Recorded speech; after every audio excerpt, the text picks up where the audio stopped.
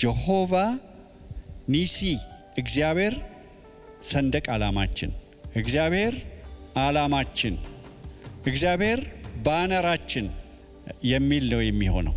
እግዚአብሔር በመካከላቸው ካልሆነ በግብጽ ምድር ላይ እነዛን 10 ተአምራቶች ማን አደረገ? እግዚአብሔር በመካከላቸው ካልሆነ ባህሩን ማን ከፈለ? ባህሩን ከፈለ። ብዙ ጊዜ ስለምንሰማው ቀላል ነገር ይመስለናል። ባህር ሲከፈል ያየ ሕዝብ እግዚአብሔር ከኛ ጋር ነው ወይስ አይደለም ብሎ እንዴት ይጠይቃል? እግዚአብሔር ምንም ከሕዝቡ ጋር ቢጣላ ሕዝቡን ለጠላት አሳልፎ አይሰጥም። አሁን እዚህ ጠብ ነበረ፣ ክርክር ነበረ ከእግዚአብሔር ጋር። እግዚአብሔርን መጠራጠር ነበረ፣ ያለማመን ችግር ነበረ። እነዚህ ሰዎች አይተው እንዳላዩ ሆነዋል። እግዚአብሔር ያበላቸዋል እንዳልበሉ ናቸው፣ ያጠጣቸዋል እንዳልጠጡ ናቸው በተደጋጋሚ። ምንም ቢሆን ግን እግዚአብሔር ሌላ ጠላት ሲመጣ እነሱን ወግኖ ነው የሚዋጋው።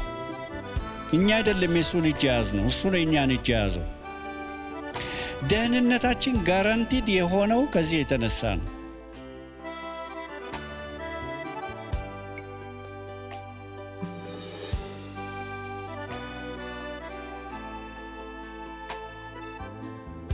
ዛሬ የምናነሳው ስም ጀሆቫ ኒሲ እግዚአብሔር ሰንደቅ ዓላማችን፣ እግዚአብሔር ዓላማችን፣ እግዚአብሔር ባነራችን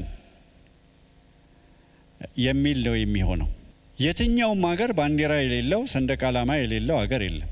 ሰንደቅ ዓላማ የሌለው ሀገር ከሀገር አይቆጠርም። የትኛውም ሀገር 200 ምናምን ሀገር አለ። ሁሉም እያንዳንዱ ለምንድን ነው ግን ሰንደቅ ዓላማ ከሌለው ሀገር እንደ ሀገር የማይቆጠረው? አንድ ጦር ብቻ ሳይሆን አንድ ሀገር ብቻ ሳይሆን አንድም ጦር ሁሉም ዓላማ አለው፣ ሁሉም ሰንደቅ ዓላማ አለው። ስለዚህ እግዚአብሔር ሰንደቅ ዓላማችን ሲል የኛ ባነር እንደሆነ ሰንደቅ ዓላማችን እንደሆነ ይህንን እያሰብን ዛሬ ይህንን እንድንነጋገር እፈልጋለሁ። ኦሪት ዘጸአት ምዕራፍ 17 የእስራኤልም ልጆች ከቁጥር 1 ጀምሮ ማህበር ሁሉ እግዚአብሔር እንዳዘዘ ከሲን ምድረ በዳ ሊጓዙ ተነሱ፣ በራፊድምም ሰፈሩ። ሕዝቡም ይጠጡ ዘንድ ውሃ አልነበረም። ይሄ ከባድ ነገር ነው። የምግብ ጉዳይ ጊዜ ይሰጣል። ውሃ ከ3 ቀን በላይ ይመስለኛል ጊዜ አይሰጥም። ከባድ ነው ጥም። ሕዝቡም ሙሴን ተጣሉት። የምንጠጣውን ውሃ ስጠን አሉት። ሙሴም ለምን ትጣላኛላችሁ? እግዚአብሔርንስ ለምን ትፈታተናላችሁ አላቸው። እግዚአብሔርን መፈታተን ነው እንዴ? ኒድን መጠየቅ። ጥማት ቀላል ነገር አይደለም። ልጆች አሉ፣ ከብቶች አሉ። ከባድ ጥያቄ ነው። ለምንድን ነው እግዚአብሔርን ለምን ትፈታተናላችሁ የሚል ትክክለኛ ጥያቄ አይደለም። እዚህ ላይ እግዚአብሔርን ለምን ትፈታተኑታላችሁ የሚለው በተደጋጋሚ የእግዚአብሔርን ተአምራት ስላዩ ነው። የእግዚአብሔርን እጅ ስላዩ ነው። የእግዚአብሔርን ተአምራት ስላዩ ነው። ከዚህ በፊት ሲሰራ አይተዋል።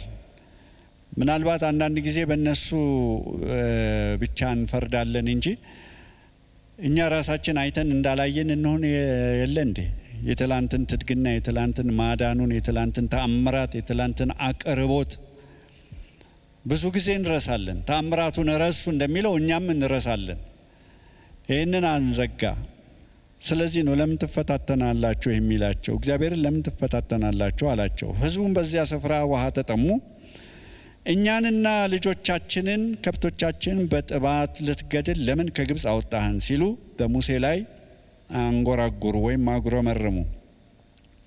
ሙሴም ሊወግሩኝ ቀርበዋልና በዚህ ሕዝብ ምን ላድርግ ብሎ ወደ እግዚአብሔር ጮኸ። እግዚአብሔርም ሙሴን በሕዝቡ ፊት እለፍ፣ ከእስራኤልም ሽማግሌዎች ከአንተ ጋር ውሰድ፣ ወንዙንም የመታህበትን በትር በእጅህ ይዘሃት ሂድ። እነሆ እኔ በዚያ በኮሬብ በአለት ላይ በፊትህ ቆማለሁ፣ አለቱንም ትመታለህ፣ ሕዝቡም ይጠጣ ዘንድ ከእርሱ ውሃ ይወጣል አለው። ሙሴም በእስራኤል ሽማግሌዎች ፊት እንዲሁ አደረገ። ስለ እስራኤልም ልጆች ክርክር እግዚአብሔር በመካከላችን ነውን ወይስ አይደለም ሲሉ እግዚአብሔርን ስለተፈታተኑት የዚያን ስፍራ ስም ማሳህና ደግሞ መሪባ ብሎ ጠራው። እነዚህ ቦታዎች ናቸው፣ የሚታወቁ ስፍራዎች ናቸው። ማሳህና መሪባ ጠብና ክርክር የነበረባቸው ቦታዎች ናቸው። ጠቡና ክርክሩ ከእግዚአብሔር ጋራ ነው እና ጠቡና ክርክሩ ምንድነው? እግዚአብሔር በመካከላችን ነው፣ በመካከላችን አይደለም። እግዚአብሔር በመካከላቸው ካልሆነ በግብጽ ምድር ላይ እነዛን 10 ተአምራቶች ማን አደረገ? እግዚአብሔር በመካከላቸው ካልሆነ ባህሩን ማን ከፈለ? የባህሩን ከፈለ ብዙ ጊዜ ስለምንሰማው ቀላል ነገር ይመስለናል። ባህር ሲከፈል ያየ ሕዝብ እግዚአብሔር ከኛ ጋር ነው ወይስ አይደለም ብሎ እንዴት ይጠይቃል? በምድረ በዳ ተአምራትን ያየ የእግዚአብሔርን እጅ ያየ ሕዝብ እግዚአብሔር ከኛ ጋር ነው ወይስ አይደለም ማለት ግሩፕ ከፍለው ይሄ ጸብ ተነስቷል ማለት ነው። አይ እግዚአብሔር ከኛ ጋር አይደለም፣ አይ እግዚአብሔር ከኛ ጋር ቢሆን ነው እንጂ። ግን ስፍራው የጥልና የክርክር ስፍራ ነበረ። ስለ እስራኤልም ልጆች ክርክር እግዚአብሔር በመካከላችን ነውን ወይስ አይደለም ሲሉ እግዚአብሔርን ስለተፈታተኑት የዚያን ስፍራ ስም ማሳህ ደግሞ መሪባ ብሎ ጠራው። አማሌቅም ወጥቶ ከእስራኤል ጋር በራፊዲም ተዋጋ። ከዚህ ፈተና በኋላ ማለት ነው። የእግዚአብሔርን እጅ ካዩ በኋላ ማዳኑን ካዩ በኋላ እንደገና ሙሴም ኢያሱን ጎልማሶችን ምረጥልን፣ ወጥተህም ከአማሌቅ ጋር ተዋጋ፣ እኔ ግን የእግዚአብሔርን በትር በእጄ ይዤ በኮረብታው ራስ ላይ ቆማለሁ አለው። ኢያሱም ሙሴ እንዳለው አደረገ፣ ከአማሌቅም ጋር ተዋጋ። ሙሴና አሮንም ሆርም ወደ ኮረብታ ራስ ወጡ። እንዲህም ሆነ ሙሴ እጁን ባነሳ ጊዜ እስራኤል ድል ያደርግ ነበረ፣ እጁንም ባወረደ ጊዜ አማሌቅ ድል ያደርግ ነበረ። የምስጋና ሕይወት ሲቀንስ ወደ እግዚአብሔር እጅ ማንሳታችንን ስንቀንስ ያው ሽንፈት እናስተናግዳለን። የሙሴ እጆች ግን ከብደው ነበረ። ድንጋይም ወሰዱ፣ በበታቹም አኖሩ፣ እርሱም ተቀመጠበት። አሮንና ሆርም አንዱ በዚህ አንዱ በዚያ ሆነው እጆቹን ይደግፉ ነበር። ፀሐይም እስክትገባ ድረስ እጆቹ ጠነከሩ። ኢያሱም አማሌቅንና ሕዝቡን በሰይፍ ስለት አሸነፈ። እግዚአብሔርም ሙሴን የአማሌቅን ዝክር ወይም ደግሞ መታሰቢያ ማለት ነው ከሰማይ በታች ጨርሼ ደመስሳለሁና ይህን ለመታሰቢያ በመጽሐፍ ጻፈው፣ በኢያሱም ጆሮ ተናገረው አለ። ለእግዚአብሔር በጣም ወሳኝ ወቅት ነበረ ማለት ነው ይሄ ወቅት። ለምንድን ነው እግዚአብሔር እንደዚህ በጣም ሲሪየስሊ የወሰደው የአማሌቅን ጉዳይ? መታሰቢያውን ከሰማይ በታች አጠፋለሁ። ከዛስ ሙሴም መሰዊያ ሰራ፣ ስሙንም ያህዌ ንሲ ወይም ጀሆቫ ኒሲ ብሎ ጠራው። እርሱም እጁን በእግዚአብሔር ዙፋን ላይ ስለ ጫነ የእግዚአብሔር ሰልፍ በአማሌቅ ላይ ለልጅ ልጅ ይሁን አለ ይላል። እግዚአብሔር ምንም ከሕዝቡ ጋር ቢጣላ ሕዝቡን ለጠላት አሳልፎ አይሰጥም። አሁን እዚህ ጠብ ነበረ፣ ክርክር ነበረ ከእግዚአብሔር ጋር። እግዚአብሔርን መጠራጠር ነበረ፣ ያለማመን ችግር ነበረ። እነዚህ ሰዎች አይተው እንዳላዩ ሆነዋል። እግዚአብሔር ያበላቸዋል እንዳልበሉ ናቸው፣ ያጠጣቸዋል እንዳልጠጡ ናቸው በተደጋጋሚ። ምንም ቢሆን ግን እግዚአብሔር ሌላ ጠላት ሲመጣ እነሱን ወግኖ ነው የሚዋጋው። ምንም ከሕዝቡ ጋር ክርክር ቢኖረው፣ ምንም ከሕዝቡ ጋር እግዚአብሔር በሕዝቡ ላይ ቢያዝንም፣ ሁል ጊዜ እግዚአብሔር ሕዝቡን ከልሎ ይዋጋል። ሁል ጊዜ ለሕዝቡ ይወግናል። ሕዝቡ ቢበድለው እግዚአብሔር ሕዝቡን ይቀጣል። እንደሚቀጣ በቃሉ ላይ ግልጥ ነው። ባለፈው ጊዜ እንዳነሳ ነውም በመሳፍንት መጽሐፍ ላይ ይህንን ታያላችሁ። በእግዚአብሔር ላይ ተረከዛቸውን ሲያነሱ፣ እግዚአብሔርን ሲበድሉ ሲጠግቡ ሌሎች አማልክትን ማምለክ ሲጀምሩ እግዚአብሔር አሳልፎ ይሰጣቸዋል። ከዛ በኋላ ሲጮስ መልሶ ይዋጋላቸዋል። ስለዚህ በዚህ ክፍል ላይ የምታዩት ሕዝቡና እግዚአብሔር ቢጣሉም እግዚአብሔር ግን አሁን ሊዋጋላቸው እንደመጣ ነው። ሊዋጋላቸው እንደቆመ ነው። እሱን ሲፈልጉ እጆቻቸውን ሲያነሱ ወርደው ሲዋጉ ሙሴ እጆቹን ሲያነሳ ወደ እግዚአብሔር ሲያነሳ ሲጸልይ እግዚአብሔርን ሲፈልግ እግዚአብሔር ስለ ሕዝቡ እንደተዋጋ ነው። መቼም ቢሆን በዚህ ሐሳብ ልንጽናና እንችላለን። መቼም ቢሆን እግዚአብሔር አሳልፎ አይሰጠንም። በዕብራውያን ምዕራፍ 13 ላይ አልተውህም ከቶም አልለቅህም እንዳለ እናውቃለን። በምንም አይነት እግዚአብሔር ጌታ ኢየሱስ ክርስቶስም በዮሐንስ ወንጌል ምዕራፍ 10 ላይ ወደ እኔ የመጡትን ፈጽሜ ወደ ውጭ አላወጣም ብሏል። እግዚአብሔር ነው ሕዝቡን የያዘው፣ እኛ አይደለም የሱን እጅ የያዝነው፣ እሱ ነው እኛን እጅ የያዘው። ደህንነታችን ጋራንቲድ የሆነው ከዚህ የተነሳ ነው። እስራኤሎች በተደጋጋሚ ነው እግዚአብሔርን የበደሉት። እንደውም የሚልክያስን መጽሐፍ ስታጠኑ ከባድ ክርክር ነው አይደል? እግዚአብሔርና ሕዝቡ የሚያካሂዱት ደፍራችሁኛል፣ ንቃችሁኛል፣ ቃላችሁ አታክቶኛል፣ ብዙ ነገር ነው እዛ ላይ የሚናገረው።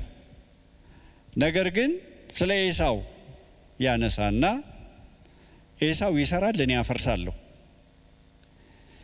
እግዚአብሔር የተጣላው ሕዝብ መሆን ከባድ ነገር ነው። መቅናት አያስፈልገንም።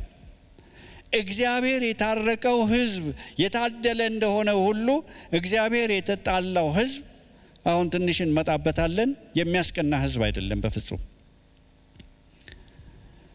አሁን ኤሳው ይሰራል፣ እኔ አፈርሳለሁ፣ ወድጃችኋለሁ ብሎ ነው አይደል የጀመረው። በምንድን ነው የወደድከን? እኛ የፍቅር ማስረጃ የለንም ሲሉት ያዕቆብን ወደድኩ ኤሳውን ጠላሁ።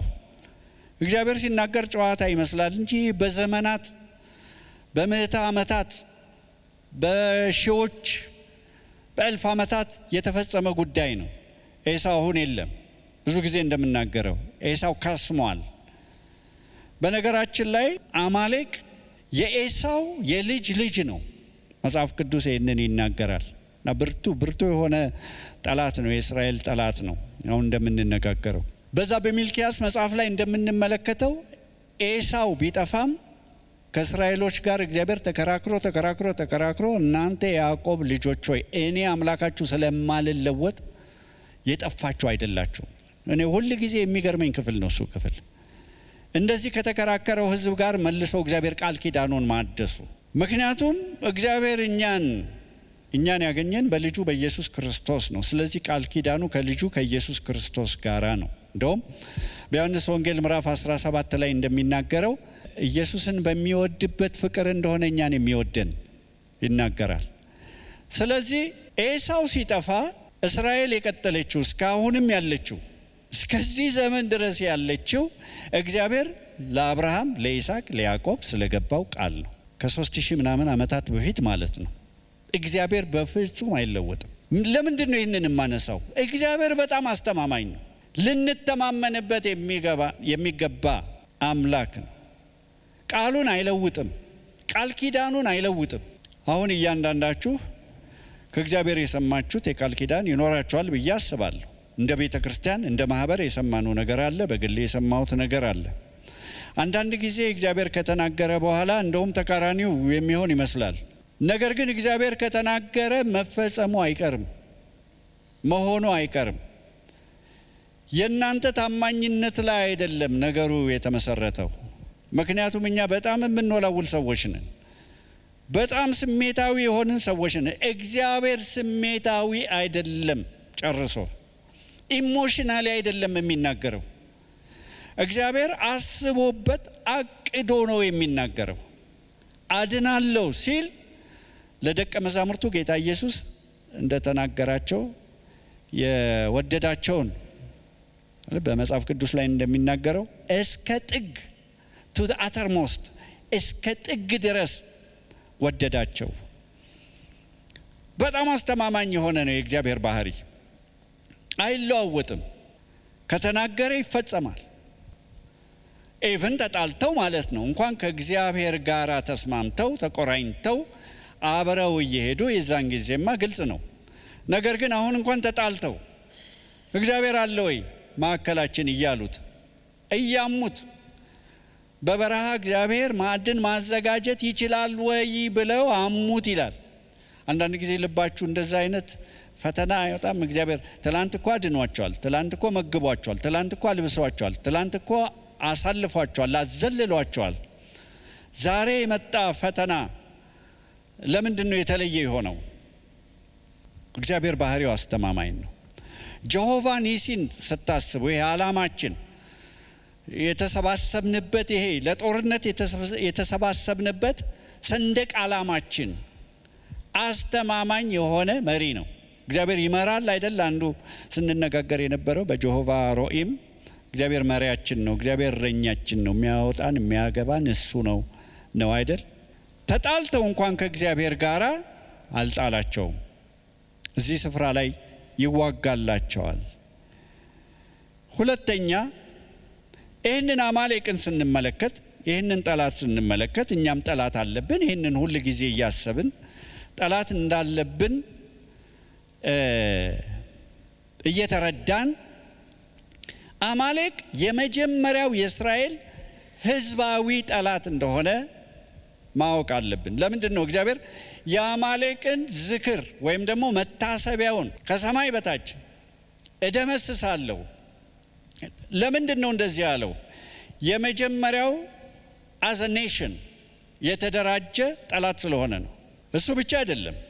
አማሌቅ የመጀመሪያው ህዝባዊ ጠላት መሆኑ ብቻ ሳይሆን ለእስራኤል ህዝብ፣ በነገራችን ላይ እስራኤሎች አሁንም ጠላቶቻቸውን ከምድረ ገጽ ሊያጠፏቸው የሚፈልጉትን አማሌቅ እንደሚሉ ታውቃላችሁ። እነ ኢራንን ማለት ነው፣ እነ ሂዝቦላን፣ ሁቲዎችን በዙሪያቸው የከበቧቸውን በዛ አይነት ስም ነው የሚጠሩት። እና ለመጀመሪያ ጊዜ እስራኤል እንደ ኔሽን እግዚአብሔር እያደራጀው ነበር፣ እንደ ህዝብ እየተደራጀ ነበረ። ከግብጽ ሲወጡ ከባርነት ሲወጡ ገና በደንብ ያልሰለጠኑ ጦረኞች ናቸው። ይህንን መርሳት የለባችሁ። እግዚአብሔር ስለሚዋጋላቸው ነው እንጂ ገና አዲስ ኔሽን የእግዚአብሔርን ክብር የሚሸከም የእግዚአብሔርን ክብር የሚያንጸባርቅ የእግዚአብሔርን ማንነት ለምድር የሚያሳይ ህዝብ እየተመሰረተ ነበረ። ለመጀመሪያ ህዝባዊ ጠላት ሆኖ የተነሳው ይሄ አማሌቅ የተባለ ህዝብ ነው። አማሌቅን እግዚአብሔር የሚጠላበት ምክንያት አንደኛ እንደ ህዝብ ተነስቶ ይህንን ህዝብ ሊያጠፋ መሞከሩ ብቻ ሳይሆን በመጀመሪያ ያደረጉትን ነገር ቃሉን ብታጠኑ ደካሞቹን እየመረጡ አቅም የሌላቸውን እየመረጡ ወደ ኋላ የቀሩትን እየመረጡ እነሱን ነው ያጠቁት። በህይወታቸው የደከሙትን ማለት ነው። በእኛ ኮንቴክስት ስናመጣው መጸለይ ያቃታቸውን ሊሆን ይችላል፣ ማንበብ ያቃታቸውን ሊሆን ይችላል፣ ያልበረቱትን እንደዛ ማለት እንችላለን። መርጠው በጣም ምን አይነት ጠላት ይባላል የዚህ አይነት በእንግሊዘኛ ከዋርድሊ ፈሪዎች፣ ጨካኞችም ቢሆኑ ነገር ግን ፈሪዎች፣ ፊት ለፊት መቅጠም ትተው አቅም የሌላቸውን። ለዚህ ነው እግዚአብሔር በእነርሱ ላይ እንደዚህ አይነት ቃል የእርግማን ቃል ያወጣባቸው። ዝክራቸውን ከሰማይ በታች አጠፋለሁ። እግዚአብሔር ደግሞ እንደዚህ በአንድ ህዝብ ላይ ከተናገረ በጣም ከባድ ነው። ታውቃላችሁ፣ ይሄ ዕጣ በማን ላይ ነው የወደቀው? ታሪኩን እንደምታውቁት በሳኦል ላይ። እግዚአብሔር አንድ ጊዜ ከተናገረ እንደሚፈጸም ሁሉ ቃል ኪዳኑ እንደሚፈጸም ሁሉ ሰዎች ንስሐ ካልገቡ እግዚአብሔር የከንቱ ቃላቶች ደርዳሪ አይደለም፣ በከንቱ የሚፎክር አይደለም። ሰዎች እግዚአብሔር ሲናገር ዝም ብሎ የሚናገር ይመስላቸዋል። ኖ ዌይ። ኤርሚያስ ላይ እግዚአብሔር ደጋግሞ ህዝቡን ቢያስጠነቅቅም ነገር ግን አልሰሙም። ጀርባቸውን ሰጡ እንጂ ፊታቸውን ወደ እኔ አላዞሩም። እንደውም በአንድ ስፍራ ላይ እኛን ሰማን ብለው ተነስተው ፈረጠጡ ይላል። እግዚአብሔርን ላለመስማት በጣም ብዙ ቢታገሳቸውም እግዚአብሔር የዛተውን ነገር ፈጽሞታል። አሁን በዚህ ሕዝብ ላይም ዝክሩን ከሰማይ በታች አጠፋለሁ ብሎ እግዚአብሔር ከተናገረ በኋላ ለሳኦል ይሄ እድል ተሰጠው አይደል? ሳኦል ሄደና የተነገረውን ነገር አላደረገም። መልካሞቹን ከብቶች እና ንጉሱን አጋግን ማርኮ ይዞ መጣ። ስለዚህ እግዚአብሔር ፌቨር ከሱ ላይ ተነሳ። ምክንያቱም ለእግዚአብሔር ይሄ በጣም ሲሪየስ ጉዳይ ነው። የእግዚአብሔር ቃል እግዚአብሔር የት ቦታ ላይ ሲሪየስ እንደሚሆን ማወቅ አለብን። በጣም ሲሪየስ ስለሆነ ከዛ ጊዜ ጀምሮ እግዚአብሔር ከሳኦል ላይ ሞገሱን እንዳነሳ ቃሌን ንቋልና ንቄዋለሁ አለ። በአማሌቅ የተነሳ ነው።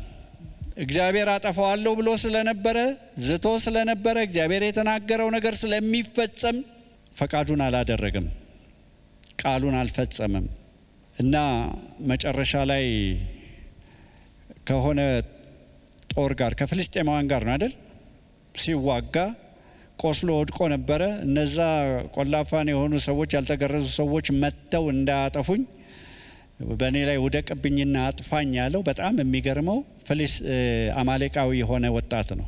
እግዚአብሔር የሕዝቡ ጠላት ነው።